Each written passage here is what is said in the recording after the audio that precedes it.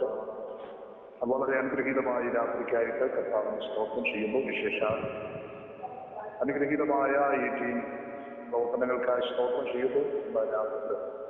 നിർമ്മാണമായി നടന്നു വരുന്ന ഈ മീറ്റിംഗിൽ ലീഡ് ചെയ്യുന്ന ബഹുമാന്യ കർത്തൃദാസൻ, ഈ ടീമിന്റെ നേതൃത്വം നൽകുന്ന ഞാൻ ക്രിസ്തുവിൽ വളരെ സ്നേഹിക്കുകയും ബഹുമാനിക്കുകയും ആദരിക്കുകയും ചെയ്യുന്നു കർത്താവിന്റെ ദാസൻ ദാസൻ സാജു അവരും, അതുപോലെ ഈ മീറ്റിംഗിൽ സംബന്ധിക്കുന്ന എല്ലാ ബഹുമാന്യന്റെ മാതൃകീയമായ കർത്തൃദാസന്മാർ എല്ലാവർക്കായിട്ട് കർത്താവിന് സ്തോത്രം ചെയ്യുന്നു.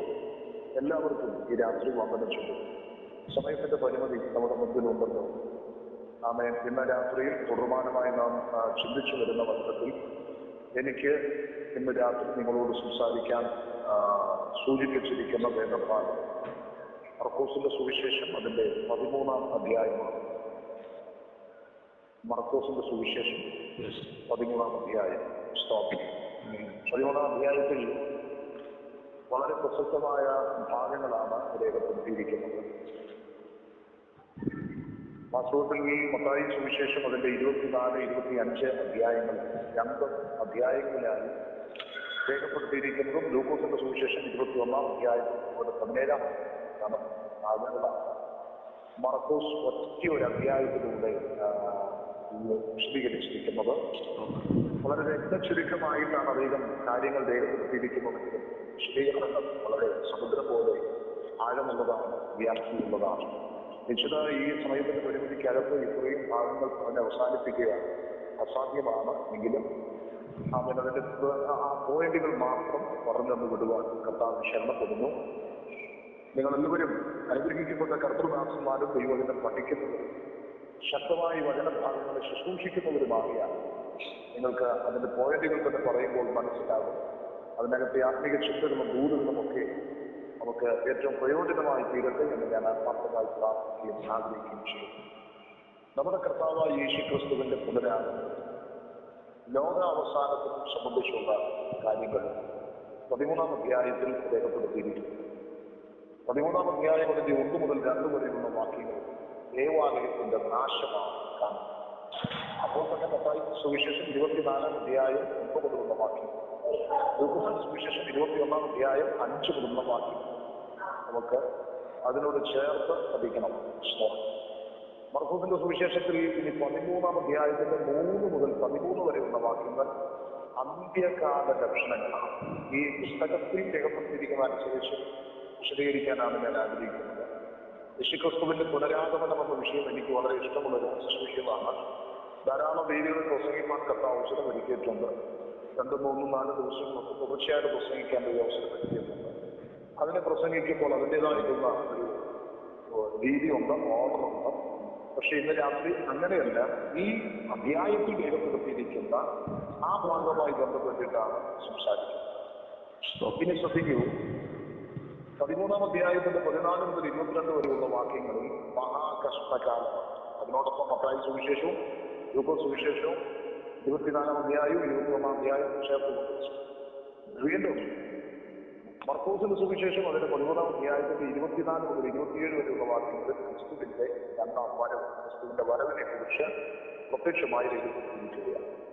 വീണ്ടും 13-ാം അധ്യായത്തിന്റെ 28 മുതൽ 37 വരെയുള്ള വാക്യങ്ങൾ അത്തിയുടെ തളർപ്പാണ് രേഖപ്പെടുത്തിയിരിക്കുന്നത്. ഇങ്ങനെ 5 ഭാഗങ്ങളായിട്ട് നമുക്കിതിനെ തിരിച്ച് ചിന്തിക്കാൻ സാധിക്കും. 1ാമത്തെ ഭാഗം ദേവാലയത്തിന്റെ നാശമാണ്. മത്തായി 13-ാം അധ്യായത്തിന്റെ 1 മുതൽ 2 വരെയുള്ള വാക്യങ്ങൾ യേശു ഇങ്ങനെ പറയുന്നു. യേശു ദേവാലയം വിട്ടുപോകുമ്പോൾ ശിഷ്യന്മാർ ഒരുവൻ ഇതാ എങ്ങനെയുള്ള കല്ല്, എത്ര മനോഹരമായ പണി എന്ന് അവനോട് പറഞ്ഞു. യേശു അവനോട്, നീ ഈ വലിയ പണി കാണുന്നു, ഇരിക്കാതെ കല്ലിന്മേൽ കല്ല് ഇവിടെ ശേഷിക്കുകയില്ല എന്ന് പറഞ്ഞു. ഞാൻ മറ്റൊരു പരിഭാഷയാണ് വായിച്ചത്, പക്ഷേ വ്യത്യാസം നമ്മള് ഇവിടെ ദേവാലയത്തിന്റെ നാശത്തെ കുറിച്ചാണ് കർത്താവ് പറഞ്ഞിരിക്കുന്നത്. കല്ലിന്മേൽ കല്ല് ശേഷിക്കാത്ത ഒരു കാലം വരും എന്നാണ് കർത്താവിന്റെ പറഞ്ഞിരിക്കുന്നത്. വാസ്തവത്തിൽ ദേവാലയത്തെ കുറിച്ച് നമ്മൾ പഠിക്കുമ്പോൾ നാം കാണുന്നു, വിവിധ ദേവാലയങ്ങളെ തിരുവനന്തപുരത്ത് നമുക്ക് കാണാൻ സാധിക്കും. വിവിധ ദേവാലയങ്ങൾ. ആദ്യത്തെ ആലയം ചിലരൊക്കെ പഠിപ്പിക്കുന്നത് സ്വർഗത്തിലെ ദേവാലയം വെളിപ്പാട് പുസ്തകം 11-ാം അധ്യായം 19-ാം അധ്യായം 19ാമത് വാക്യം ചൂണ്ടിക്കാണിച്ചുകൊണ്ട് സ്വർഗത്തിലെ ദേവാലയം എന്ന വിളിച്ചുകൊണ്ട് പറയുകയാണ്. അതവിടെ നിൽക്കട്ടെ. നമുക്ക് ഈ ഭൂമിയിൽ അവൻ സ്ഥാപിക്കപ്പെട്ട ആദ്യത്തെ ദേവാലയം സമാഗമന കൂടാരം. പുറപ്പാട് പുസ്തകം 25:8 കർത്താവ് പറഞ്ഞു, ഞാൻ നിങ്ങളുടെ നടുവിൽ വസിപ്പാൻ നിങ്ങൾ എനിക്കൊരു വിശുദ്ധ മന്ദിരം. അപ്പോസ്തല പ്രവൃത്തി 7-ാം അധ്യായം 44-ാമത് വാക്യത്തിൽ നമുക്ക് കാണാൻ സാധിക്കും. അപ്പോൾ ആദ്യത്തെ ദേവാലയം സമാഗമന കൂടാരമാണ്. ഈ സമാഗമന കൂടാരം വാസ്തവത്തിൽ അതിന്റെ പണി ദൈവം അതിന്റെ പണിക്ക് നേതൃത്വം കൊടുപ്പിച്ചത് മോശയെ കൊണ്ടാണ്. മോശ അതിന്റെ ഒരു ഓവർവ്യൂ, ഒരു മേൽനോട്ടക്കാരനായി. പക്ഷേ ദേവാലയത്തിന്റെ പണി, ആ പണിക്കായിട്ട് ദൈവം എഴുന്നേൽപ്പിച്ച 2 വ്യക്തികൾ, ഒന്ന് യഹൂദ ഗോത്രത്തിൽ ബസലേൽ എന്ന് പറയുന്ന ഒരു യഹൂദക്കാരൻ, ദാൻ ഗോത്രത്തിൽ അഹോലിയാബ് എന്ന് പറയുന്ന അവൻ 2 വ്യക്തികളെയാണ് ദൈവം എഴുന്നേൽപ്പിച്ചത്. ബസലേൽ ഊരിന്റെ കൊച്ചുമകനാണ്. സ്തോത്രം. കുന്നൻകോലിൽ നിന്ന് പ്രാർത്ഥിക്കുന്ന മോശയുടെ കരങ്ങൾ താണുപോകാതെ, ആ കരങ്ങളെ താണുപോകാതെ സഹായിച്ച ഊരിന്റെ കൊച്ചുമകനായ ബസലിനെ കൊണ്ട് ആലയത്തെ ദൈവം പഠിപ്പിക്കുകയാണ്. സ്തോത്രം. ആത്മഭാരത്തോടെ സുവിശേഷ വേലയ്ക്കും ദൈവരാജ്യത്തിന്റെ വ്യാപ്തിക്കും പ്രാർത്ഥനയ്ക്കുമൊക്കെ പാർട്ടിസിപ്പേറ്റായി നിൽക്കുന്ന അഭിഷക്തന്മാരെ നമ്മയും നമ്മുടെ തലമുറകളെയും ലജ്ജിപ്പിക്കുന്നൊരു ദൈവമല്ല, അവരെ ചേർത്ത് നിർത്തി ദൈവരാജ്യത്തിന്റെ പണിയുടെ വിശാലതയ്ക്കായി ഉപയോഗിക്കുന്ന ദൈവത്തെയാണ് ജ്ഞാനികൾ പ്രസംഗിക്കുന്നത്, നമ്മൾ ആരാധിക്കുന്നത്, നമ്മൾ ഉയർത്തുന്നത്. അഭിമാനമുള്ള ദൈവദാസന്മാർക്കായി ഞാൻ ദൈവത്തിന് സ്തോത്രം ചെയ്യുകയാണ്. ഗോത്രം 1 ഗോത്രമാണ്. ദാൻ ഗോത്രം ഏറ്റവും പുറകിലുള്ള ഗോത്രമാണ്. അപ്പൊ മുൻനിരക്കാരനെ കൊണ്ടും പിൻനിരക്കാരനെ കൊണ്ടും മുൻനിരയിൽ നിർത്തിക്കൊണ്ട് ദൈവം ആലയത്തെ പഠിപ്പിച്ചു. ദൈവത്തിന്റെ മുഖപക്ഷമോ പക്ഷാഭേദമോ വകഭേദങ്ങളോ ഒന്നുമില്ല. അതൊക്കെ മനുഷ്യനാകുന്നത്. സ്തോത്രം. അവൻ ദൈവത്തിന്റെ അസാധാരണമായ കൃപയാണ് നമ്മുടെ മേൽ പകർന്നിരിക്കുന്നത്. ഓക്കെ, 2ാമത്തെ ആലയം ശലോമോന്റെ ആലയമാണ്. ദാവീദിന് ആലയം പണിയാൻ ആഗ്രഹം ഉണ്ടായിരുന്നു. പക്ഷെ തമ്പുരാൻ പറഞ്ഞു, നിന്റെ കരങ്ങളിൽ രക്തം പുറത്തിരിക്കുന്നു, എന്റെ മകനെ കൊണ്ട് ഞാൻ ഏൽപ്പിക്കും. അങ്ങനെ സ്തോത്രം ശലോമോന്റെ ആലയം എന്നറിയപ്പെടുന്ന ദേവാലയം യെരൂശലേമിൽ പണി കഴിപ്പിക്കപ്പെട്ടു. ഏതാണ്ട് BC 606 അത് തകർക്കപ്പെട്ടു. സ്തോത്രം. ഈ ദേവാലയം 1 രാജാക്കന്മാരുടെ പുസ്തകം 6-ാം അധ്യായം 37-ാമത് വാക്യത്തിലാണ് ഈ ദേവാലയം നശിപ്പിക്കപ്പെട്ടത്. സ്തോത്രം. നെബൂഖദ്നേസറിലാണ് ഇത് നശിപ്പിക്കപ്പെട്ടു. വാസ്തവത്തിൽ യെരൂശലേം 3 പ്രാവശ്യം ആക്രമിക്കപ്പെട്ടു. അത് BC 606 ആക്രമിക്കപ്പെട്ടപ്പോൾ ഈ യെരൂശലേം ദേവാലയത്തെ അവർ തീവച്ച് നശിപ്പിച്ചു, സമ്പൂർണമായിട്ട് ഇതിനെ നശിപ്പിച്ചു. അതിനുശേഷം സെരുബാബേലിന്റെ ആലയം, ദേവാലയം എന്നാണ് അറിയപ്പെടുന്ന ഒരു ആലയം. പാർത്തി രാജാവായ കോരശിന്റെ കൽപ്പന പ്രകാരമാണ് പ്രവാസത്തിൽ നിന്ന് മടങ്ങി വന്ന സെരുബാബേലിനോടുകൂടെ തിരിച്ചു വന്നവരാൽ പണിയപ്പെട്ടൊരു ദേവാലയമാണ് സെരുബാബേലിന്റെ ദേവാലയം. അതാണ് എസ്രയുടെ പുസ്തകം 1-ാം അധ്യായത്തിന്റെ 1 മുതൽ 4 വരെയും 6-ാം അധ്യായത്തിന്റെ 2 മുതൽ 2 വരെയുള്ള വാക്യങ്ങളിൽ കാണുന്ന സെരുബാബേലിന്റെ ദേവാലയം എന്നറിയപ്പെടുന്നു. സ്തോത്രം. അതും പിന്നീട് തകർക്കപ്പെട്ടതായിട്ട് ചരിത്രങ്ങളിൽ കാണാൻ സാധിക്കും. ഈ ദേവാലയം പണിയുമ്പോഴാണ് എതിർപ്പുകളുമായി നിൽക്കുമ്പോൾ സെഖര്യാവിന്റെ പ്രവചനത്തിൽ നമ്മൾ കാണുന്നു.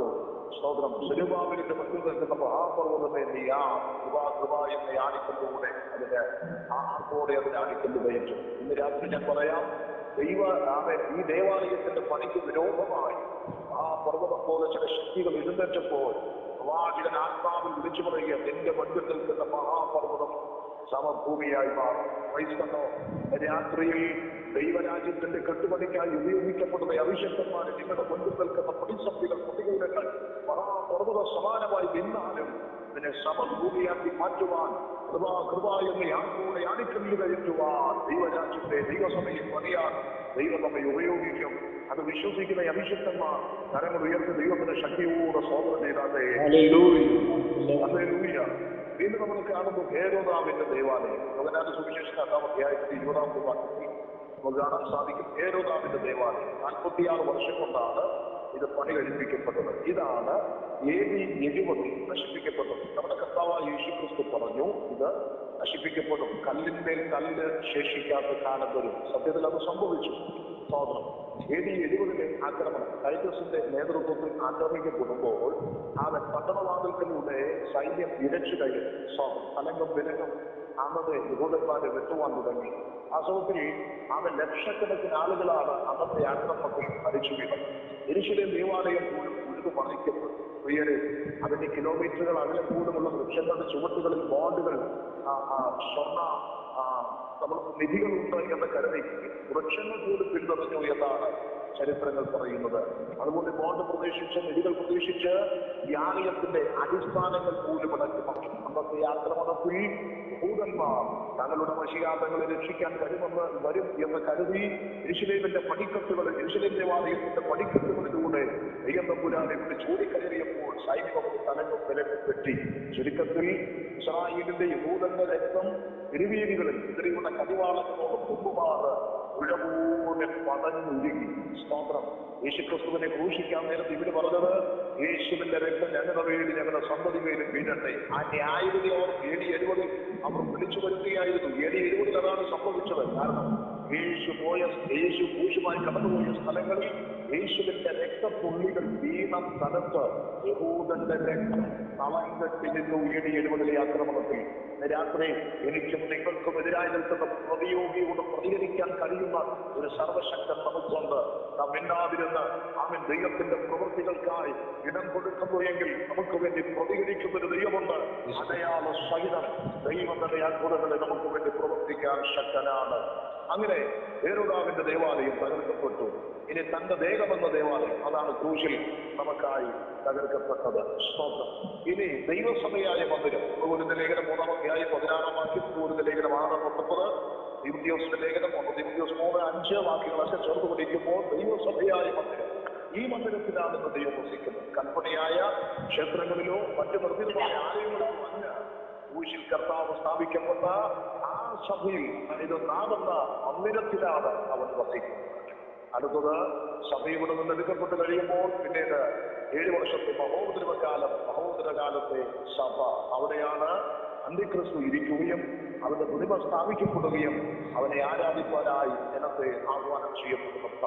ഓക്കെ, ഇങ്ങനെ ഇത്രയും ദേവാലയങ്ങളെ നമുക്ക് തിരുവഴുത്തിലൂടെ കാണാൻ സാധിക്കും. ഇപ്പോൾ തന്നെ എനിക്ക് തോന്നുന്നു 10 മണിയായിട്ടാണ് തോന്നുന്നത്. ഏകദേശം സമയം മുന്നോട്ട് കടന്നുപോയി. ദേവാലയത്തെ കുറിച്ച് കർത്താവ് പറഞ്ഞു, ഇത് കല്ലിന്മേൽ കല്ല് ശേഷിക്കാത്ത കാലം വരും. കർത്താവ് പറഞ്ഞതുപോലെ അക്ഷരാർത്ഥത്തിൽ സംഭവിച്ചു. ഇന്ന് യഹൂദന്മാർക്ക് അവർക്ക് ദേവാലയമില്ല. AD 70 ദേവാലയം നഷ്ടപ്പെട്ടു. AD 135 ഹെദ്രിയാൻ കൈസർ അവരെ ചിതറിച്ചു കളഞ്ഞു. ലോകത്തിന്റെ ഒരറ്റം മുതൽ മറ്റേ അറ്റം വരെ ചിതറിക്കപ്പെട്ട ഇസ്രായേൽ 1917 1914 ഒന്നാം ലോകമഹായുദ്ധത്തിന് ശേഷം മടങ്ങി വന്നു. 1948 അവരുടെ രാഷ്ട്രം സ്ഥാപിച്ചു. പക്ഷെ ഇന്നുവരെയും അവർക്ക് ആലയം പണിയാൻ കഴിഞ്ഞിട്ടില്ല. നമുക്കറിയാം, ഇന്നുവരെയും ആലയം പണിയാൻ ആഗ്രഹിച്ചുകൊണ്ട് യെരൂശലേമിന്റെ തലസ്ഥാന നഗരിയായി പ്രഖ്യാപിക്കണമെന്ന് പറഞ്ഞ് UN-ൽ അവർ അപേക്ഷ കൊടുത്തത് നമ്മൾ കണ്ടു. ട്രംപ് അനുകൂലമായി നിന്ന സംഗതികൾ വർത്തമാന കാലത്തിന്റെ ഭയാനകരമായ അന്തരീക്ഷങ്ങളായിരുന്നു. യെരൂശലേം ദേവാലയം പണിയാനുള്ള സാമഗ്രികൾ അസംബ്ലിയിൽ വെച്ചിരിക്കുന്നു. 3 ദിവസം കൊണ്ട് പണിയത്തക്ക വിധത്തിൽ അതിന്റെ ക്രമീകരണങ്ങൾ ഓക്കെയാണ്. അവിടെ അർപ്പിക്കപ്പെടാനുള്ള ചുവന്ന പശുക്കൾ ഓക്കെയാണ്. അതിനുള്ള പുരോഹിതനെ അവർ കണ്ടെത്തിയിരിക്കുന്നു. പുരോഹിതന്റെ വസ്ത്രം, അതിൽ കൊടുക്കേണ്ട കളറുകൾ, അത് അവർ കണ്ടെത്തിയിരിക്കുന്നു. എല്ലാം റെഡിയാണ്. ആലയത്തെ നിയന്ത്രിക്കാൻ സൂപ്പർ കമ്പ്യൂട്ടറുകളുടെ ഒരു ഇന്റർനെറ്റ് പോലും അവർ ക്രമീകരിച്ചു കഴിഞ്ഞിരിക്കുന്നു. അതിന് ബീസ്റ്റ് എന്നാണ് അവർ പേരിട്ടിരിക്കുന്നത്. മൃഗം. ബീസ്റ്റ് എന്ന് പറഞ്ഞാൽ മൃഗമെന്നാണ്. ഒരുപാട് വിശ്വമായിട്ട് എത്ര കണക്റ്റിംഗ് ആണ്. സമയമില്ലല്ലോ. ദൈവത്തിന് സ്തോത്രം. അപ്പോൾ യെരൂശലേം ഇനി അവർ യെരൂശലേം ദേവാലയം പണിയാനായി കാത്തിരിക്കുമ്പോൾ ആ ദേവാലയം പണിയപ്പെടും. അത് പണിയപ്പെടണമെങ്കിൽ സ്തോത്രം, അതിന്റെ മന്ദിരമാം സഭ ഇവിടെ നിന്ന് മാറ്റപ്പെടണം. ഹല്ലേലൂയ. അതാണ് നമ്മുടെ പ്രത്യാശ. 2 ആലയങ്ങൾ ഒരുമിച്ച് ഇവിടെ ഇരിക്കില്ല. ഇപ്പോൾ അവന്റെ മന്ദിരമായ ആലയം ഇവിടെയുണ്ട്.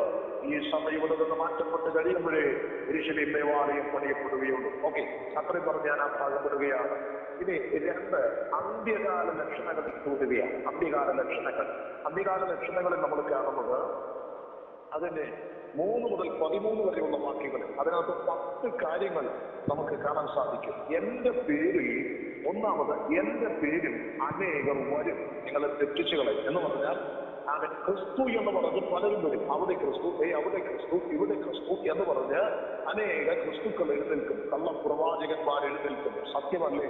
സ്തോത്രം. ഞാൻ വിശദീകരിക്കാതെ തന്നെ എത്രയെത്ര സംഭവങ്ങൾ നിങ്ങളുടെ മനസ്സിലേക്ക് ഓടി വരുന്നുണ്ട്. എന്റെ പ്രസംഗത്തിന് അതൊരു വലിയ സപ്പോർട്ടായി മാറുന്നു. സ്തോത്രം. വിശദീകരിക്കാൻ സമയമില്ലാത്തത് കൊണ്ടാണ്. അപ്പോൾ ഇവിടെ ധാരാളം സംഭവങ്ങൾ നമുക്ക് നിരത്തി വെക്കാനുണ്ട്. എന്റെ പേരിൽ അനേകം പേര് നിങ്ങളെ തെറ്റിച്ചു കളയും. രണ്ട്, യുദ്ധങ്ങളെയും യുദ്ധശുദ്ധികളെയും കുറിച്ച് നിങ്ങൾ കേൾക്കും. വാസ്തവത്തിൽ ഇന്ന് ഏകദേശം ചരിത്രത്തിൽ 4000 വർഷത്തെ ചരിത്രത്തിനിടയിൽ 18,000-ലധികം യുദ്ധങ്ങളും അതിന്റെ സംഘടനകളും നടന്നു കഴിഞ്ഞു. ലോകം കണ്ടതിൽ വെച്ച് ഏറ്റവും വലിയ 2 യുദ്ധങ്ങൾ, അതൊന്നാം ലോകമഹായുദ്ധവും രണ്ടാം ലോകമഹായുദ്ധവും.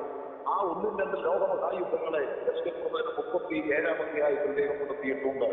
ഇനി ആസന്നഭാവിയിൽ സംഭവിക്കാൻ പോകുന്ന ഒരു യുദ്ധം, അങ്ങനെ നമ്മൾ പഠിക്കുമ്പോൾ യുദ്ധങ്ങളെ 3ആയി തിരിക്കണം. 1 പുരാതനകാല യുദ്ധങ്ങൾ, 2 വർത്തമാനകാല യുദ്ധങ്ങൾ, 3 ഭാവികാല യുദ്ധങ്ങൾ. പുരാതനകാല യുദ്ധങ്ങൾ കഴിഞ്ഞുപോയതാണെങ്കിൽ വർത്തമാനകാല യുദ്ധങ്ങൾ ഇന്ന് പ്രസന്റിൽ നടന്നുകൊണ്ടിരിക്കുന്ന നിരവധി യുദ്ധങ്ങളാണ്, സംഘടനകളാണ്. ഇനി ഭാവിയിൽ സംഭവിക്കാൻ പോകുന്ന 3 യുദ്ധങ്ങൾ, 1 3-ാം ലോകമഹായുദ്ധമാണ്. പ്രവചനം 38-39 അധ്യായങ്ങൾ ചൂണ്ടിക്കാണിക്കുന്നു 3-ാം ലോകമഹായുദ്ധം. ഇസ്രായേൽ അത് നേതൃത്വം നൽകും. ഒരു ചേരിക്ക് റഷ്യ നേതൃത്വം നൽകും. അണിയറയിൽ സകല ഒരുക്കങ്ങളും പൂർത്തീകരിക്കപ്പെട്ടു. ഇനി 3-ാം ലോകമഹായുദ്ധത്തിന്റെ സൈറൻ മുഴങ്ങിയാൽ മതി. ഓക്കെ. അതിനുശേഷം വരുന്നൊരു യുദ്ധമാണ് ഹർമഗദോൻ യുദ്ധം. ആ ഹർമഗദോൻ യുദ്ധം അതിനുശേഷം വരുന്നൊരു യുദ്ധമാണ് യുദ്ധം. അതോടുകൂടി ചരിത്രം പര്യവസാനിക്കുകയാണ്. ഹർമഗദോൻ യുദ്ധവും നമ്മുടെ കർത്താവായ യേശുക്രിസ്തുവും അന്തിക്രിസ്തുവും തമ്മിൽ ഏറ്റുമുട്ടുന്ന ഹർമഗദോൻ യുദ്ധം. അതിനുശേഷമാണ് തേജസ്സിന്റെ സ്ഥാപനമിട്ട കർത്താവ് ന്യായം വിധിക്കുന്നത്. സ്തോത്രം. ആ സമയത്ത് പിശാചിനെ അല്പകാലത്തേക്ക് അഗാധകൂപത്തിൽ അടച്ച്, ചങ്ങലയിട്ട് അഗാധകൂപത്തിൽ അടച്ച് ഇതിനെ മുദ്രവെക്കും. അങ്ങനെ 1000 സംവത്സരം കർത്താവിടെ ഭരിക്കും. അതിനുശേഷം പിശാചിനെ അല്പകാലത്തേക്ക് അഴിച്ചുവിടണം. സ്വതന്ത്രനാകുന്ന പിശാച് ലോകമാതൃക ദേശങ്ങളിൽ നിന്ന് അസംഖ്യം സൈന്യമായി വന്ന് കർത്താവിനോടെതിരിടും. അതാണ് അന്ത്യപര്യവസാന യുദ്ധം എന്ന് പറയുന്നത്. ഓക്കെ. ഇതാണ് യുദ്ധങ്ങൾ, യുദ്ധശ്രുതികൾ. പക്ഷേ ഇന്നത്തെ യുദ്ധങ്ങളുടെ ഒരു പ്രത്യേകതയുണ്ട്. ഇന്നത്തെ യുദ്ധങ്ങളുടെ പ്രത്യേകത ആണവായുധങ്ങളും ജൈവായുധങ്ങളും രാസായുധങ്ങൾ കൊണ്ട് നിറയപ്പെട്ടിരിക്കുന്ന ഇന്നത്തെ യുദ്ധങ്ങൾ ഭയാനകരമാണ്. ഒറ്റ നിമിഷം കൊണ്ട് മനുഷ്യനെ കൊന്നതെക്കാൻ പവറുള്ള നിരവധി ആയുധങ്ങൾ. നമുക്ക് പ്രിയമുള്ളവരെ 1939 മുതൽ 45 വരെ നടന്ന 2-ാം ലോകമഹായുദ്ധത്തിൽ അമേരിക്ക ഹിരോഷിമയിലും നാഗസാക്കിയിലും വിട്ട അണ്വായുധത്തിന്റെ 13,000 ഡൈനാമിറ്റിന്റെ പവറേ ഉണ്ടായിരുന്നുള്ളൂ. 13,000 ഡൈനാമിറ്റിന്റെ പവർ. അപ്പോൾ തന്നെ 70,000 ആളുകൾ ക്ഷണത്തിൽ മരിച്ചു വീണു. സ്വന്തം. അതൊക്കെ സക്രിയ പ്രവചനത്തിന്റെ ഒരു നിവൃത്തിയാണ്. അവർ നിവർന്നു നിൽക്കുമ്പോൾ തന്നെ അവരുടെ കണ്ണ് തടത്തിൽ ചീഞ്ഞടിക്കും, അവരുടെ മൂക്ക് തടത്തിൽ ചീഞ്ഞടിക്കും. ഒത്തിരി വിശദീകരണമുണ്ട്, ഞാനത് വിളിക്കാം. അപ്പോൾ അത്രയും പവറാണ് 1-ാം ലോകമഹായുദ്ധം 2-ാം ലോകമഹായുദ്ധത്തിലെ അണ്വായുധ സ്ഫോടനത്തിൽ നടന്നത്. എന്നാൽ നിങ്ങൾ ശ്രദ്ധിക്കൂ, ഇന്നത്തെ ഒരു അണ്വായുധത്തിന് 20 മെഗാ ടണ്ണാണ്. 20 മെഗാ ടൺ, 20 ലക്ഷത്തിലധികം. സ്തോത്രം. 20 ലക്ഷത്തിലധികം ടൺ പവറാണ് ഇന്നത്തെ ഒരു അണ്വായുധത്തിന്. 2013 മലയാള മനോരമ പുറത്തുവിട്ടത് ഇങ്ങനെയുള്ള 250-ലധികം സ്തോത്രം, 1000-ലധികം അണ്വായുധങ്ങൾ ലോകരാഷ്ട്രങ്ങളുടെ കൈകളിലുണ്ട് എന്നാണ് പത്രത്താളുകളിൽ പുറത്തുവിട്ടിരിക്കുന്നത്. ഔദ്യോഗികമാണ്, അനൌദ്യോഗികമായ എത്രയുണ്ടെന്ന് നമുക്കറിയില്ല. സ്തോത്രം. അണ്വായുധം, അതുപോലെ തന്നെ ഹൈഡ്രജൻ ആയുധങ്ങൾ, മറ്റ് ഭൂമിയെ കളയാനുള്ള ആയുധങ്ങൾ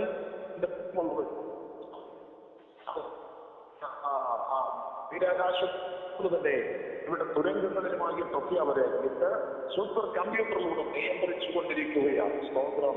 പലപ്പോഴും ആ വാർത്ത ഞാൻ എന്റെ പക്കലുണ്ട്. അതിനകത്ത് എഴുതിയിരിക്കുന്നു ഏകദേശം 30 പ്രാവശ്യം അവരുടെ കയ്യിൽ നിന്ന് കൺട്രോൾ പോയി. 25-ലധികം പ്രാവശ്യം പൊട്ടെന്ന അവസാന സെക്കൻഡിലെത്തി. പക്ഷെ അവർക്കറിയാത്ത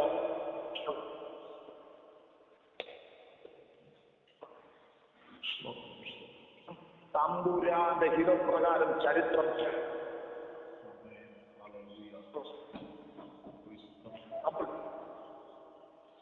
അടുത്തത്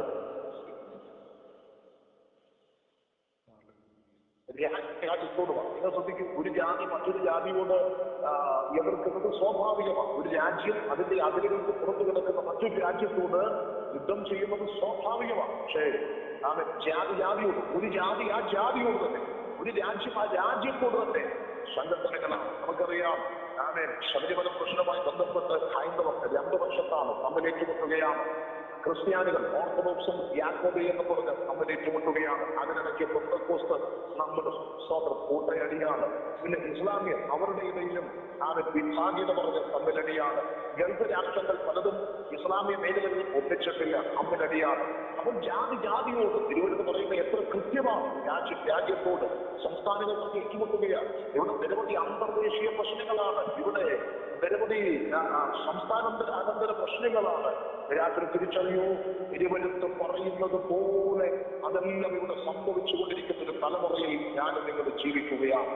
ഇനി 4ാമത്തത്, ഈ വാക്യ അവിടെ കാണുന്ന 4ാമത്തത് ക്ഷാമവും ഭൂകമ്പവുമാണ്. ക്ഷാമം പ്രിയമുള്ളവരെ, നിങ്ങൾ ശ്രദ്ധിക്കൂ. ക്ഷാമം എന്നും പറഞ്ഞാൽ ഒരു കാലത്ത് നമുക്ക് അറിയില്ലായിരുന്നു. കാരണം അന്നത്തെ വാട്ടക്കപ്പയും കൂട്ടുമീനും ഒക്കെ നിന്ന് ജീവിച്ചൊരു കാലം ഉണ്ടായിരുന്നു. ഒന്നുമില്ലാതെ ചക്കക്കുരൊക്കെ ചുറ്റുന്ന കാലഘട്ടം ഉണ്ടായിരുന്നു. പക്ഷെ ഇന്ന് നമ്മുടെ കുഞ്ഞുങ്ങളും ഇന്നത്തെ തലമുറ ഈ നൂഡിൽസിലേക്ക് വന്നിരിക്കുകയാണ്. ഇഷ്ടംപോലെ സമൃദ്ധി, ഇഷ്ടംപോലെ തിന്നാനുണ്ട്, പണം ഇഷ്ടംപോലെയുണ്ട്. ബാങ്കുകാർ ഓടിച്ചിട്ട് പണം കടം കൊടുക്കുകയാണ്. സ്തോത്രം. അതൊക്കെ അതായത് സുവിശേഷമായി ബന്ധപ്പെട്ട് നമ്മൾ പഠിക്കുന്നതാണ്. ഉപജീവന ചിന്തകളാക്കിയുള്ള ഭാഗങ്ങൾ യാക്കോബിന്റെ ലേഖനം 5-ാം അധ്യായത്തിന്റെ ഭാഗങ്ങളൊക്കെ എടുത്ത് ചേർത്ത് ചിന്തിക്കുന്നതാണ്. അപ്പോൾ ഓടിച്ചിട്ട് പണം വായ്പ കൊടുക്കുകയും ഇഷ്ടം പോലെ പണം എന്ന് കിട്ടുകയാണ്. ദൈവത്തിന് സ്തോത്രം.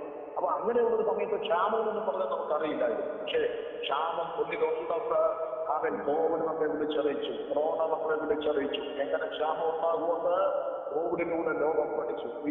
തിരുവനന്തപുരത്ത് രേഖപ്പെടുത്തി ക്ഷാമമുണ്ടാകാൻ പോകുന്നു. ക്ഷാമത്തിൽ ഭൂഗർഭജലം 25% കുറഞ്ഞുകൊണ്ടിരിക്കുകയാണ്. നിങ്ങൾക്കറിയാമോ, കേപ്പ് ടൗൺ എന്ന് പറയുന്ന ദക്ഷിണാഫ്രിക്കന്റെ തലസ്ഥാന നഗരിയായ ലോകത്തിലെ ഏറ്റവും വലിയ സിറ്റിയാണ്. അവിടെ ഡെയ് സീറോ പ്രഖ്യാപിച്ചത് വായിച്ചു കാണും. സ്തോത്രം. എന്ന് പറഞ്ഞാൽ അവിടെ ജലം ഉപയോഗിക്കുന്നതിന് അളവുകൾ സർക്കാർ നിയമങ്ങളാക്കി. അങ്ങനെ ഡെയ് സീറോ പ്രഖ്യാപിക്കുകയും ജലവിപ്ലവമായിരിക്കും ആധുനിക ലോകം കാണാൻ പോകുന്നത്. ഏറ്റവും വലിയ അതിസങ്കടകരമായ യാഥാർത്ഥ്യമെന്ന് ചരിത്രകാരന്മാർ വിളിച്ചു പറയുന്നു. എന്റെ പ്രിയമുള്ളവരെ, ശുദ്ധജലത്തിന്റെ ലഭ്യത കുറഞ്ഞിരിക്കുന്നു. ആമോസിന്റെ പ്രവചനം 8-ാം അധ്യായം ഞാൻ വായിക്കുന്നില്ല, അവിടെ നിങ്ങൾ നോക്കണം. അന്നാലും സൗന്ദര്യമുള്ള കന്യകമാർ ദാഹം കൊണ്ട് ബോധം കെട്ടു വീഴും. ഒരു തുള്ളി വെള്ളം കുടിക്കാനില്ലാതെ മരുഭൂമിയിൽ എന്നതുപോലെ നടന്നുഴഞ്ഞു വീഴുന്ന ഒരു കാലഘട്ടം മുന്നിലുണ്ട്. പ്രിയരെ, ദൈവത്തിന്റെ സ്തോത്രം. അത് ചരിത്രം നമ്മെ ചൂണ്ടിക്കാണിച്ചിരിക്കുന്നു. അതുപോലെ തന്നെ ആഹാരം ദൈവത്തിന്റെ സ്തോത്രം. ഭക്ഷ്യസാധനങ്ങൾ നമ്മുടെ സർക്കാർ ഇന്ന് ഇഷ്ടം പോലെ കിറ്റ് കൊടുക്കുന്നുണ്ട്, അരി കൊടുക്കുന്നുണ്ട്. കേന്ദ്ര ഗവൺമെന്റും ഇഷ്ടം പോലെ അരി കൊടുക്കുന്നുണ്ട്. ഞാൻ അതിനെക്കുറിച്ചൊക്കെ ഒരു സ്റ്റഡി നടത്തിയപ്പോൾ വിവിധ പദ്ധതികളിലൂടെ, വിവിധ പ്ലാനുകളിലൂടെ ഇഷ്ടംപോലെ അരിയും സാധനങ്ങളൊക്കെ കിട്ടുന്നുണ്ട്. പക്ഷെ ഇതൊക്കെ സർക്കാരിനെ ഇല്ലാതെ വരുമ്പോൾ എന്ത് ചെയ്യും? അവരെ കൈമടർത്തി കാണിക്കും. അന്ന് ക്ഷാമമുണ്ടാകും. ദൈവത്തിന്റെ സ്തോത്രം. യെശയ്യാപ്രവചനം 9-ാം അധ്യായം അതിന്റെ 20-ാമത് വാക്യം ഇങ്ങനെ പറയുന്നു: അവൻ ഒരുത്തൻ വലത്തുഭാഗം കടിച്ചു പറിച്ചിട്ട് വിശന്നിരിക്കും, ഇടത്തുഭാഗവും തിന്നും, തൃപ്തി വരികയില്ല. ഓരോരുത്തൻ താന്താന്റെ ഭുജത്തിന്റെ മാംസം തിന്നുകളയും. പ്രിയമുള്ളവരെ, സ്വന്തം ശരീരം തിന്നിട്ട് പോലും വിശപ്പടക്കാൻ കഴിയാത്ത ഒരു തലമുറ. ദൈവത്തിന്റെ സ്തോത്രം.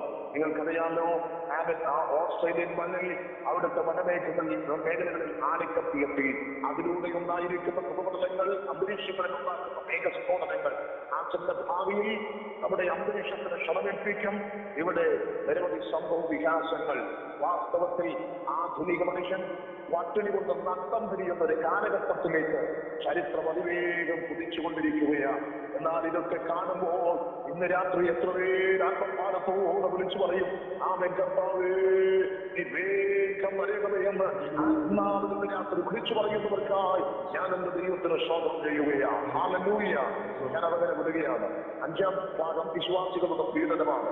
ദൈവത്തിന് വിശ്വാസികളുടെ പീഡനം. എനിക്ക് അവിടെ എന്നെ ചിന്തിപ്പിച്ചൊരു ഭാഗമുണ്ട്. 9-ാം വാക്യമാണ്: എന്നാൽ നിങ്ങളെ തന്നെ സൂക്ഷിച്ചുകൊണ്ട് അവർ നിങ്ങളെ ന്യായാധിപ സംഘങ്ങളെ കേൾപ്പിക്കും. കേട്ടോ, ആരാധിച്ചതിന്റെ പേരിൽ, സുവിശേഷം പറഞ്ഞതിന്റെ പേരിൽ നമ്മുടെ പേരിൽ കേസെടുത്ത് കോടതികളിൽ എത്തിക്കുമെന്ന്. പള്ളികളിൽ വെച്ച് തന്നെ നമ്മുടെ പള്ളിയിൽ കയറി അടിക്കും. സ്തോത്രം. ഇന്നൊക്കെ നമ്മൾ അടിച്ച് തകർക്കുന്നുണ്ട് നമ്മുടെ പള്ളികളിൽ. ദൈവത്തിന്റെ സ്തോത്രം. ബ്രഹ്മസൈത്രം ഒക്കെ വെച്ചു. പിന്നെ ബ്രഹ്മസൈത്രത്തിന്റെ അടിയൊക്കെ കഴിഞ്ഞ് ഇന്നത്തെ ആധുനിക ആരാധന രീതി തമ്മിലടിയായി മാറിയിരിക്കുന്നു. പക്ഷേ ഇനി വെളിയിൽ നിന്നുള്ള അടി വരാൻ പോവുകയാണ്. ദൈവത്തിന്റെ സ്തോത്രം. പള്ളികളിൽ വെച്ച് തല്ലുകയും തന്റെ നിമിത്തം നാടുവാഴികൾക്കും രാജാക്കന്മാർക്കും മുമ്പാകെ അവരെ സാക്ഷ്യത്തിനായി നടത്തുകയും ചെയ്യും. കോടതികളിൽ വ്യവഹാരങ്ങൾ വ്യക്തമായി ചൂണ്ടിക്കാണിക്കുന്നു. ദൈവത്തിന്റെ സ്തോത്രം. അങ്ങനെ ഒരു കാലം പ്രിയമുള്ളവരെ, അവൻ പണ്ടത്തെ പോലെ ദൈവസഭ അനുഭവിച്ച പീഡനങ്ങളിലേക്ക് അവൻ വീണ്ടും ഒരു പീഡന കാലത്തേക്ക് അവൻ പോയിക്കൊണ്ടിരിക്കുകയാണ്. ദൈവത്തിന്റെ സ്തോത്രം. ഇനി അടുത്തത് സുവിശേഷത്തിന്റെ വ്യാപ്തിയാണ്. ദൈവത്തിന് സ്തോത്രം. എന്താ പറയുന്നു? ആമേൻ. ഇത് എല്ലാം പറയുമ്പോഴും സുവിശേഷം സകല ജനതകളോടും സഹിക്കുന്നതാണ്. രാത്രി ഞാൻ പറയാം, കഴുത്തറത്തിട്ടാലും പ്രാണനിട്ട് അവൻ കൊത്തിയെടുക്കാൻ നിന്നാലും കൊണ്ടുകളയാതിരുന്നാലും സുവിശേഷത്തിന്റെ വ്യാപ്തിക്ക് വേണ്ടി അരയും തലയും മുറുക്കി അവൻ മുന്നോട്ട് വരുന്ന ഒരുപാട് അഭിഷക്തന്മാരുണ്ട്. ഞങ്ങൾക്ക് ഞങ്ങളുടെ ജീവനേക്കാൾ വലുത് ക്രിസ്തുവാണ്, ഞങ്ങൾക്ക് ഞങ്ങളുടെ പ്രാണനേക്കാൾ വലുത് ക്രിസ്തുവാണ് എന്ന് പറഞ്ഞുകൊണ്ട് സുവിശേഷം അറിയിക്കുവാനുള്ള നാഗത്തോടെ ദൈവരാജ്യത്തിന്റെ വ്യാപ്തിക്ക് വേണ്ടി ആത്മാവിൽ പോരാടുവാൻ അവൻ സമർപ്പണമുള്ള അഭിഷേകമുള്ള തലമുറയെ ദൈവം എന്നും എക്കാലത്തും എഴുന്നേൽപ്പിച്ചിട്ടുണ്ട്.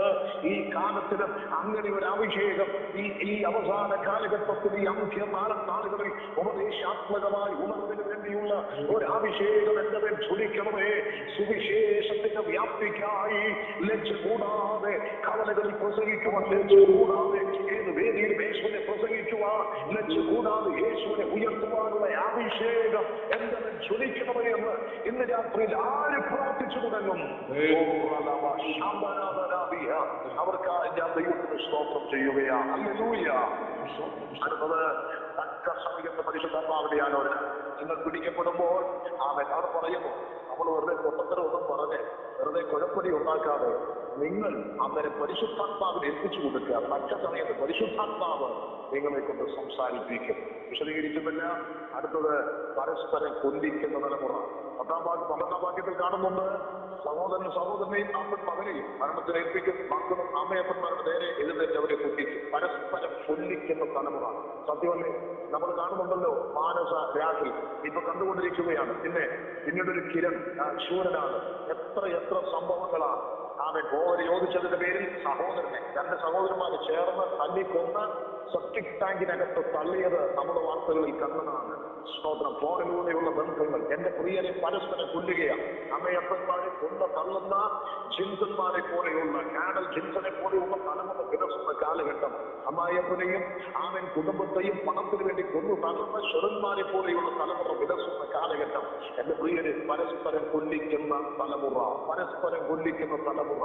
സഹോദരങ്ങളെന്നോ രക്തബന്ധങ്ങളെന്നോ ഒന്നും വ്യത്യാസമില്ലാതെ പരസ്പരം കൊല്ലിക്കുന്ന തലമുറ. അങ്ങനെ ഒരു തലമുറയിൽ ഞാനും നിങ്ങൾ ജീവിക്കുമ്പോൾ നമ്മുടെ അകത്തെപ്പോഴും ഒരു പ്രത്യാശ വർദ്ധിച്ചുകൊണ്ടിരിക്കണം. ഞാൻ എന്റെ യേശുവിന്റെ രാജ്യത്തിലേക്ക് നടന്നുകൊണ്ടിരിക്കുന്നു. ഹല്ലേലൂയ. അടുത്തത് അവൻ വെറുക്കപ്പെടുന്ന ഒരു സമൂഹം. എന്റെ നാമനിമിത്തം, കർത്താവിന്റെ നാമനിമിത്തം നമ്മൾ വെറുക്കപ്പെടും. ഓക്കെ, ഞാനത് വിടുകയാണ്. അടുത്തത് മഹാകഷ്ടകാലമാണ്. മർക്കോസിന്റെ സുവിശേഷം അതിന്റെ 14 മുതൽ 22 വരെയുള്ള വാക്യങ്ങളിൽ മഹാകഷ്ടകാലമാണ്. ദാനിയേൽ പ്രവചനത്തിൽ കാണുന്ന സ്തോത്രം ശൂന്യമാക്കുന്ന മ്ലേച്ഛത നിൽക്കരുതാത്ത സ്ഥലത്ത് നിൽക്കുന്നത് നിങ്ങൾ കാണുമ്പോൾ അവൻ വായിക്കുന്നവൻ ചിന്തിച്ചുകൊള്ളട്ടെ. അവന്റെ യഹൂദ്യദേശം ഉള്ളവർ മലകളിൽ ഓടിപ്പോകട്ടെ. പ്രിയമുള്ളവരെ, അത് വിശദീകരിക്കാൻ നിന്നാൽ തീരത്തില്ല. ഒത്തിരി ഭാഗങ്ങൾ ദേവാലയവുമായി ബന്ധപ്പെട്ട് വിശദീകരിക്കണം. ഞാനത് വിടുന്നു. മറ്റൊരു സമയമുണ്ടെങ്കിൽ അത് മാത്രം നിങ്ങളോട് ചൂണ്ടിക്കാണിക്കാം. വീണ്ടും നമ്മൾ കാണുന്നു ക്രിസ്തുവിന്റെ വീണ്ടും വരവ്. 24 മുതൽ 27 വരെയുള്ള വാക്യങ്ങളാണ്. അവിടെ സൂര്യനും ചന്ദ്രനും സൂര്യൻ ഇരുണ്ടു പോകും, ചന്ദ്രൻ പ്രകാശം കൊടുക്കാതിരിക്കും. ഇനി ചന്ദ്രൻ പ്രകാശിക്കണമെങ്കിൽ സൂര്യന്റെ വെളിച്ചം വേണം. പക്ഷെ സൂര്യന് പ്രകാശം കൊടുക്കാൻ കഴിയില്ല. ദൈവത്തിന് ശ്രമം. സൂര്യൻ ഇരുണ്ടു പോകും. തിരുവഴുത്ത് വിളിച്ചു പറഞ്ഞത് കേട്ടപ്പോൾ ഇവിടുത്തെ ബുദ്ധിമാന്മാരെല്ലാം കൂടെ പറഞ്ഞു, പൊട്ടന്മാര് പൊട്ടത്തരം പറയുന്നുണ്ട്. പക്ഷെ 1979 സൂര്യനിൽ ആദ്യ സൺസ്പോട്ട് കണ്ടെത്തി, സൂര്യകളങ്കം കണ്ടെത്തി. പിന്നെ അവര് വിളിച്ചു പറഞ്ഞു, ഇത് വലുതായിക്കൊണ്ടിരിക്കുക എന്ന് പറഞ്ഞാൽ സൂര്യൻ കറുത്തുകൊണ്ടിരിക്കുക. പിന്നെ 2000 ഇങ്ങോട്ട് സൗരവാദം, സൗരക്കാറ്റ്, സൂര്യനിൽ നിന്ന് വലിയൊരു തീപടലം കത്തി വീഴുന്നു. പിന്നെ എത്രയെത്ര പ്രതിഭാസങ്ങൾ. ചുരുക്കത്തിൽ ശാസ്ത്രലോകം സമ്മതിക്കുന്നു, സൂര്യൻ ഇരുണ്ടു പോയിക്കൊണ്ടിരിക്കുന്നു. സൂര്യൻ ഇരുണ്ടു പോയാൽ ചന്ദ്രന് പ്രകാശം കൊടുക്കാൻ സാധ്യമല്ല. പ്രിയരെ, ആ കാലത്ത് കഷ്ടത കഴിഞ്ഞ ശേഷം സൂര്യൻ ഇരുണ്ടു പോകും. ഞാൻ അത്രയും പറഞ്ഞത് നിർത്തുകയാണ്. ആകാശത്തിന്റെ ശക്തികൾ, മറ്റൊരു പരിഭാഷയിൽ എന്നാണ് പറയുന്നത്. അവൻ നക്ഷത്രങ്ങൾ വീണു എന്ന് പറയുന്നത്, ഉൽക്കകൾ വീഴുന്നു എന്നാണ് പറയുന്നത്. ശരിയായ പരിഭാഷ എങ്ങനെയാണ്? ആകാശത്തിന്റെ ശക്തികൾ ഇളകിപ്പോകും. എന്റെ പ്രിയരെ, ഈ ഭൂമിയെ ദൈവം നാൽപ്പത്തെട്ടിൽ നിർത്തിയിരിക്കുമ്പോൾ ഈ പ്രപഞ്ചത്തെ ദൈവം സ്ഥാപിച്ചിരിക്കുന്നത് ഭയങ്കരമായിട്ടാണ്. 10ലധികം അന്തരീക്ഷ മണ്ഡലങ്ങളിൽ 4 അന്തരീക്ഷ മണ്ഡലങ്ങളുണ്ട്. ട്രോപ്പോസ്ഫിയർ, സ്ട്രാറ്റോസ്ഫിയർ, മെസോസ്ഫിയർ, തെർമോസ്ഫിയർ, ഇങ്ങനെ 4 അന്തരീക്ഷ മണ്ഡലങ്ങൾ.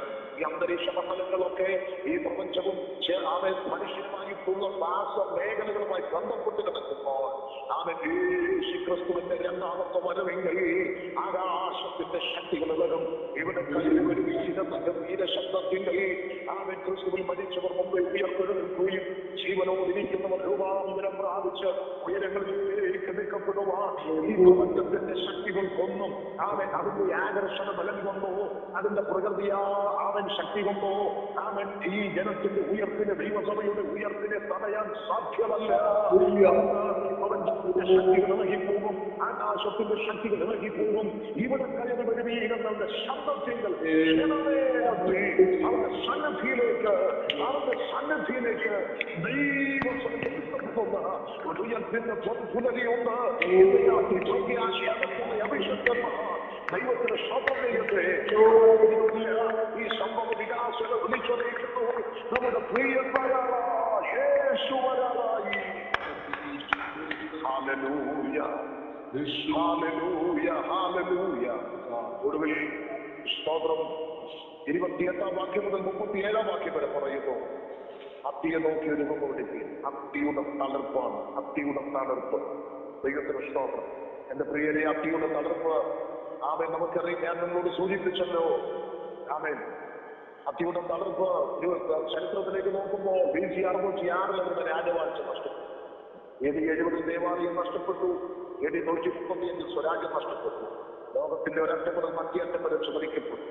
ലോകരാജ്യങ്ങളിൽ അനുഭവിക്കേണ്ടി വന്ന പീഡനങ്ങൾ വലുതായിരുന്നു. വളരെ പീഡകൾ ഈ ജനസമൂഹം അനുഭവിക്കേണ്ടി വന്നു. വളരെ കഷ്ടതകൾ ഈ ജനസമൂഹം ദൈവത്തിന് സ്തോത്രം അനുഭവിക്കേണ്ടി വന്നു. ഇസ്രായേലിനോടുള്ള ബന്ധത്തിൽ അത്തി, ഒലിവ്, മുന്തിരി, ഈ 3 സസ്യങ്ങളെയും ഇസ്രായേലിനോടുള്ള ബന്ധത്തിൽ രേഖപ്പെടുത്തിയിട്ടുണ്ട്.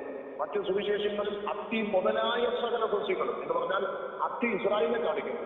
ഇസ്രായേൽ രാഷ്ട്രത്തിന്റെ പുനഃസ്ഥാപനത്തോടുള്ള ബന്ധത്തിൽ പല രാഷ്ട്രങ്ങളും വീണ്ടും രൂപവൽക്കരിക്കപ്പെടുമെന്നുള്ളതാണ് പ്രവചനത്തിന്റെ വെളിപ്പെടുത്തലുകൾ. ദൈവത്തിന് സ്തോത്രം. അങ്ങനെ ലോകത്തിന്റെ ഒരറ്റം മുതൽ മറ്റേ അറ്റം വരെ ചിതറിക്കപ്പെട്ട ഇസ്രായേൽ ലോകരാജ്യങ്ങളിൽ വലിയ പീഡനങ്ങളാണ് ഏറ്റുവാങ്ങേണ്ടി വന്നത്. 1-ാം ലോകമഹായുദ്ധത്തിന് ശേഷം ജർമ്മനിയുടെ രാജ്യപ്പട, പ്രത്യേകിച്ച് ഹിറ്റ്ലറിന്റെ നേതൃത്വത്തിൽ അവരെ കൊന്നൊടുക്കിയത് പലപ്പോഴും വായിച്ചെന്റെ കണ്ണുകൾ നിറഞ്ഞിട്ടുണ്ട്.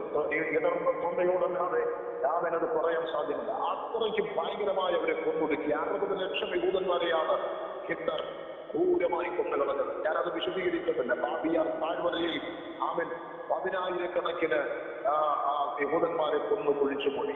അങ്ങനെ അവരെ കൊന്നുകളയാൻ ഒരു ആക്ഷൻ സ്ക്വാഡിനെ വരെ അവർ രൂപീകരിച്ചു. അതുപോലെ തന്നെ ട്രബ്ലിൻക കൊലപാതക കേന്ദ്രം എന്ന് പറയുന്ന ഒരു സ്ഥലമുണ്ട്. ട്രബ്ലിൻക ഡെത്ത് ക്യാമ്പ് എന്നാണ് അതിന് പറയുന്നത്. 60 ഏക്കർ വനത്തിനകത്ത് നിർമ്മിക്കപ്പെട്ട ഒരു കൊലപാതക കേന്ദ്രമാണത്. അവിടെ ലക്ഷക്കണക്കിന് യഹൂദന്മാരെ കൊന്നുകളഞ്ഞു. അതിനുശേഷം ഗ്യാസ് ചേമ്പറുകളിലേക്ക് ലക്ഷക്കണക്കിന് യഹൂദന്മാരെ അതിക്രൂരമായി കൊന്നുകളഞ്ഞു. എന്റെ പ്രിയമുള്ളവരെ, 60 ലക്ഷം യഹൂദന്മാരെ കൊന്നുകളയുമ്പോൾ 5000 പേരെ വീതം 13 മാസം കൊണ്ട് 8,70,000 യഹൂദന്മാരെയാണ് ഈ വനത്തിലിട്ട് ട്രബ്ലിൻകാദത്ത് ക്യാമ്പിലിട്ട് അവർ കൊന്നുകളഞ്ഞത്. പക്ഷേ ഇസ്രായേലിന്റെ നിലവിളി ദൈവം കേട്ടിട്ടോ. 1878 സ്തോത്രം 1-ാം കോൺഗ്രസ് സമ്മേളനത്തിൽ, സയനസ്റ്റ് സമ്മേളനത്തിൽ ദൈവത്തിന് സ്തോത്രം ലിയോണൽ ഹെർസൺ എഴുതിയ സ്റ്റേറ്റ് എന്ന പുസ്തകം അവരുടെ സ്വരാജ്യത്തെ കുറിച്ചുള്ള വാഞ്ച ഒത്തുവരുകയും അങ്ങനെ ലോകരാജ്യങ്ങൾ ചിതറിക്കിടന്ന ഇസ്രായേലിയർ അവർ തങ്ങളുടെ രാജ്യത്തെ കുറിച്ച് വാഞ്ചിക്കാൻ ബോധിക്കാൻ തുടങ്ങി. ദൈവത്തിന് സ്തോത്രം. ഒടുവിൽ 1914 ഒന്നാം യുദ്ധം ആരംഭിച്ചു. ആ യുദ്ധത്തിൽ പരാജയപ്പെട്ടുകൊണ്ടിരിക്കുമ്പോൾ സിയോൺ സംഘത്തിന്റെ പ്രസിഡന്റ് ആയിരിക്കുന്ന ഡോക്ടർ വൈസ്മാൻ TNT എന്ന ഗ്യാസ് വസ്തു വികസിപ്പിച്ചെടുത്ത്, യുദ്ധത്തിന് വികസിപ്പിച്ചെടുത്ത് ബ്രിട്ടന് കൈമാറി. പരാജയത്തിന്റെ മറുപടിയിൽ നിന്ന് ബ്രിട്ടൻ ജയിച്ചു കയറിയപ്പോൾ ചോദിച്ചു, ഞങ്ങൾ നിങ്ങൾക്ക് പ്രത്യുപകാരമായി എന്ത് ചെയ്തു തരണം? അദ്ദേഹം പറഞ്ഞ മറുപടി ഇങ്ങനെയാണ്, ഞങ്ങളുടെ പിതാക്കന്മാരോട് വാഗ്ദത്തം ചെയ്ത ദേശം ഞങ്ങൾക്ക് തിരിച്ചു നൽകിയാൽ കൊള്ളാം. ഒരു വെടി പോലും വെക്കാതെ, അന്നത്തെ അല്ലെങ്കിൽ ഒരു വെടി പോലും വെക്കാതെ ആ പ്രദേശം ഇസ്രായേൽ അവർക്ക് വീണ്ടെടുത്തു കൊടുത്തു. അതിനുശേഷം അവിടെ ബ്രിട്ടീഷ് ആധിപത്യം തുറന്നു. 1948 മെയ് 14 ദൈവത്തിന് സ്തോത്രം, ബ്രിട്ടീഷ് പട്ടാളം പിൻവാങ്ങുമ്പോൾ അന്നത്തെ ബ്രിട്ടീഷ് പട്ടാളത്തിന്റെ മേജർ യഹൂദ റബിയായ മൊർദെഖായി വെയിൽ കർത്തന് ഒരടിയോളം നീളം വരുന്ന ഒരു താക്കോൽ ഏൽപ്പിച്ചു. ഇത് സിയോൻ ഗേറ്റിന്റെ താക്കോലാണെന്ന് പറഞ്ഞു. പ്രിയരെ, AD 70 ഞാൻ കുറച്ചു മുമ്പ് സൂചിപ്പിച്ചല്ലോ, AD 70 ദൈവത്തിന് സ്തോത്രം ആക്രമണത്തിൽ അന്നത്തെ സിയോൻ ഗേറ്റിന്റെ സൂക്ഷിപ്പുകാരൻ അവൻ അവിടെ ആളുകൾ തലങ്കും വിലങ്ങും വെട്ടേറ്റു വീണ്ടും പിടയുന്നത് കാണുമ്പോൾ തന്നെയും ഇഞ്ചിഞ്ചായി കൊല്ലാൻ സൈന്യം പാലെടുക്കുന്നത് കണ്ടപ്പോൾ ആ ഗേറ്റിന്റെ സൂക്ഷിപ്പുകാരൻ ഒരടി നീളമുള്ള താക്കോൽ ആകാശത്തേക്ക് വലിച്ചെറിഞ്ഞിട്ട് പറഞ്ഞു, ദൈവമേ, ഇത് ഞാൻ നിന്റെ കയ്യിൽ ഏൽപ്പിക്കുന്നു എന്ന് പറഞ്ഞ് അവൻ അദ്ദേഹം ആകാശത്തിലേക്ക് വലിച്ചെറിഞ്ഞു. ഇന്ന് രാത്രി ഞാൻ പറയട്ടെ, ദൈവം അത് ഏറ്റുവാങ്ങി. പിന്നീട് 1948 മെയ് 14 ബ്രിട്ടൻ പട്ടാളം പിൻവാങ്ങുമ്പോൾ ആ ഗേറ്റിന്റെ താക്കോൽ അന്നത്തെ മേജറിന അന്നത്തെ ദൈവത്തിന്റെ സ്തോത്രം യഹൂദ റബി മൊർദെഖായിയുടെ കയ്യിലേക്ക് മടക്കി കൊടുക്കുകയാ. ഹല്ലേലൂയ. എന്റെ പ്രിയരെ, നൂറ്റാണ്ടുകൾ ആയിരക്കണക്കിന് വർഷങ്ങൾ കഴിഞ്ഞ് ആ താക്കോൽ എങ്ങനെ അങ്ങനെ എത്തിയെന്ന് എനിക്കറിയില്ല. അതിനകത്ത് ദൈവിക ഇടപെടലായിരുന്നു. ഇന്ന് രാത്രി കുഞ്ഞെ, എന്റെ മുന്നിൽ അണയപ്പെട്ട ചില വാതിലുകളെ ദൈവം തുറക്കാൻ പോവുകയാ. ദൈവദാസന്മാരെ, കുടുംബങ്ങളെ, ദൈവം നിങ്ങൾക്ക് വേണ്ടി ചില വാതിലുകൾ തുറക്കാൻ പോവുകയാ. അടഞ്ഞ ചില വാതിലുകൾ, അടഞ്ഞ ചില വഴികൾ തുറക്കാൻ പോവുകയാ. അവർ താക്കോൽ കയ്യിലുള്ളവൻ ഇന്ന് രാത്രി നിങ്ങളുടെ വിഷയത്തിൽ നിന്ന് ഇറങ്ങി വരികയാ. 1948 മെയ് 14 അത്തി തകർത്തു. അവരുടെ രാഷ്ട്രം പുനഃസ്ഥാപിച്ചു. പ്രിയരെ, കർത്താവ് മടങ്ങി വരാൻ പോകുന്നു. അവൻ ഞാൻ പ്രാർത്ഥിക്കാൻ പോവുകയാണ്. അവൻ പെട്ടെന്ന് വന്ന് നിങ്ങളെ ഉറങ്ങുന്നവരെ കണ്ടെത്താതിരിക്കേണ്ടതിന് ഉണർത്തിരുത്തി. ഞാൻ നിങ്ങളോട് പറയുന്നതോ എല്ലാവരോടുമായി പറയുന്നു, ഉണർന്നിരുത്തി. അവസാന 3 വാക്യങ്ങളിൽ 3 പ്രാവശ്യം ഉണർന്നിരുത്തിയെന്ന് പറയുന്നു. യജമാനൻ സന്ധ്യയ്ക്കോ അർദ്ധരാത്രിക്കോ കൂലി പോകുന്ന നേരത്തോ രാവിലെയോ എപ്പോൾ വരുമെന്ന് അറിയില്ല. നാടും നാഴികയും അറിയായതുകൊണ്ട് ഉണർന്നിരുത്തി. യേശു വരാറായി. അത്തി തകർത്തു. അവനെ രാഷ്ട്രം തകർത്ത ആ സമയത്ത് തന്നെ ഇന്ത്യ, പാകിസ്ഥാൻ, അതുപോലെ പല രാഷ്ട്രങ്ങളും ദൈവത്തിന് സ്തോത്രം വീണ്ടും പുനഃസ്ഥാപിക്കുവാനിടയായി. അത്തി മുതലായ സകല സസ്യങ്ങളെ ദൈവവചനത്തിന്റെ തിരുവെഴുത്തുകളുടെ നിവൃത്തി അതിശയം പൂർവ്വമാണ് ചരിത്രത്തിൽ കണ്ടുകൊണ്ടിരിക്കുമ്പോൾ അഭിഷക്തന്മാരെ, നമ്മൾ പ്രസംഗിക്കുന്ന യേശു വരാറായി. ഇത് കിട്ടുന്നത് എന്റെ കിഴവിക്കഥയല്ല, അമ്മൂമ്മ കഥയല്ല. യേശു വരാറായി. അവന്റെ രാത്രി സന്തോഷമുണ്ടെങ്കിൽ ഒരു നിമിഷം എത്തിക്കാം. അവിടുത്തെ വരവിനാൽ ഞങ്ങൾ നോക്കി പാർത്തിരിക്കുന്നു. മുഴങ്ങുമ്പോൾ അവിടുത്തെ വരവിന്റെ പ്രത്യാശയോടെ ഞങ്ങൾ കാത്തിരിക്കുന്നു. അപ്പൊ അന്ന് വേഗം വരണമേ, ഞങ്ങളെ ഒരുക്കണമേ, അങ്ങയുടെ വരവിനെ കുറിച്ച് പ്രസംഗിക്കാനുള്ള കൃപ നൽകണം. അടുത്ത വന്നേക്ക് യേശു ക്രിസ്തുവിനെ നാമത്തിൽ തന്നെ. Thank you. എല്ലാവരും ദൈവം. Okay, thank you. Lord, you seem so far away, 1,000,000 miles or more it feels today.